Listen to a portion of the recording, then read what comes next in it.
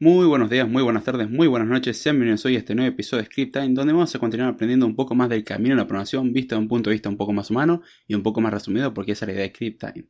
Esta semana me demoré un poco en hacer el episodio, así que pido disculpas por eso. Aún así el episodio va a estar disponible. Y hoy voy a contestar una pregunta que me hizo Jesús Martínez Mendoza en uno de los comentarios de los videos de YouTube, sugiriéndome un tema a tratar, que el tema era básicamente: yo ya aprendí un lenguaje de programación, ¿ahora qué hago? ¿Qué viene? ¿Qué es lo que tendría que hacer?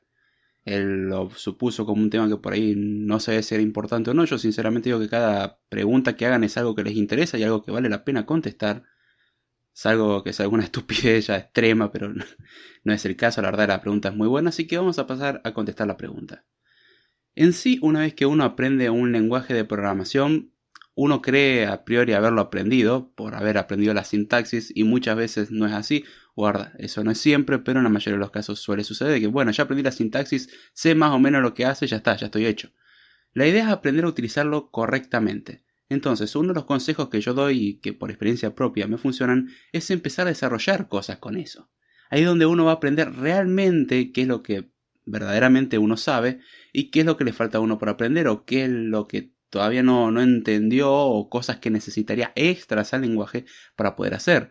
En eso tenemos distintas formas de trabajar. Una es trabajar para una empresa o trabajar para hacer un programa para alguien o para un sistema operativo. Y otras son por ahí más simples, por lo menos para el principiante, que es hacer desarrollos propios, crear scripts o crear pequeños programas que satisfagan alguna de las necesidades que uno tenga. Por ejemplo, yo uno de los scripts que utilizo o formas que utilizo para aprender Python es crear scripts para hacer scratching en sitios web o para simplemente ordenar ciertos archivos o semi-automatizar la eliminación de archivos basura que se generan en las descargas de internet y otras cosas. Entonces uno va creando scripts o pequeños programas que sirvan para hacer esas cosas y de esa manera uno se va preguntando nuevas cosas para realizar y va aprendiendo.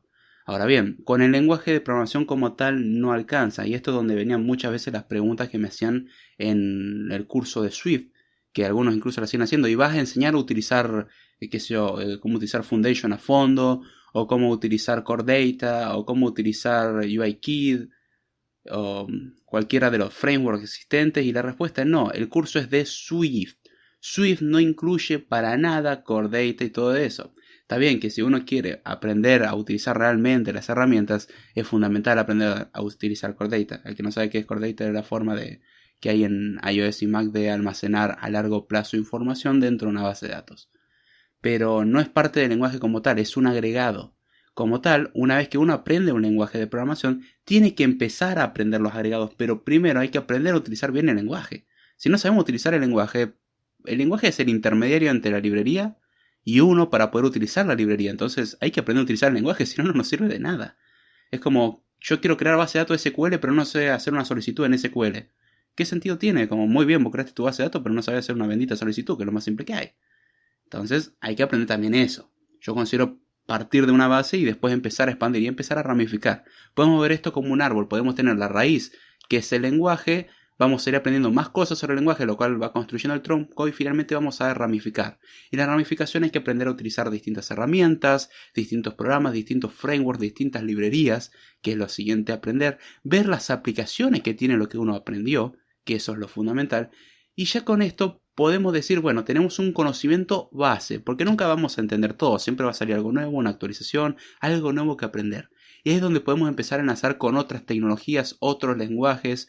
Por ejemplo, podríamos aprender Swift para desarrollar para iOS, pero después nos interesaría aprender para Mac, que no es tan diferente. Pero a su vez nos interesa hacer cierto desarrollo en Linux, que Swift también sirve. No es la mejor opción, pero sirve. Yo he creado alguna script y todo y trabajo en Linux con Swift. Prefiero otros lenguajes, personalmente por costumbre más que nada, pero Swift es un buen lenguaje también para aprender en Linux. Y puede crear uno de sus propias librerías, que ese es el siguiente paso también, crear su propio framework e ir creciendo, ir aportando, y ahí es donde está la base. De ahí uno puede, por ejemplo, comenzar con algo y le interesa la función de primer orden y se va a un lenguaje que permite función de primer orden y empieza a meterse en programación funcional, que ya por ejemplo no es Swift ni C ni ninguno de los lenguajes de programación estándar que suelen ser imperativos entre otros paradigmas de programación, pero ya vemos que tenemos diversas opciones y ahí es donde está lo interesante. Entonces, la sugerencia es empezar a aprender más y eso va a llevar a muchas otras cosas más, incluso aprender otros lenguajes, conocer otras personas, conocer otros entornos Y así es como uno se va edificando y va ramificando y ramificando y ramificando, y cuando se dé cuenta eso se convierte en un grafo. Al que sabe lo que es un grafo bien, y al que no sepa lo que es un grafo piense que es un montón de circulitos conectados con líneas, vemos que es toda una ramificación o una red, por así decirlo. Y esa es la idea, no un árbol. Un árbol se ramifica nomás, en cambio una red está interconectada. Y ahí es donde vamos generando nuestro conocimiento. Y eso es lo que a mí me funciona, por lo menos hasta el momento. Espero haber aclarado la pregunta, Jesús. Espero que haya servido el tutorial, no el tutorial, el episodio de Script Time. Déjenme saber en los comentarios si les gustó, si no les gustó. Denle el corazón o me gusta, depende de la plataforma que estén. Compártanlo. Déjenme saber qué temas les interesa, qué temas no les interesa. Su opinión, la verdad que se le doy mucho valer. Y bueno, con esto me despido. Si me quieren seguir, pueden hacerlo vía Twitter, en @davidjordana, vía correo electrónico davidjordana@gmail.com.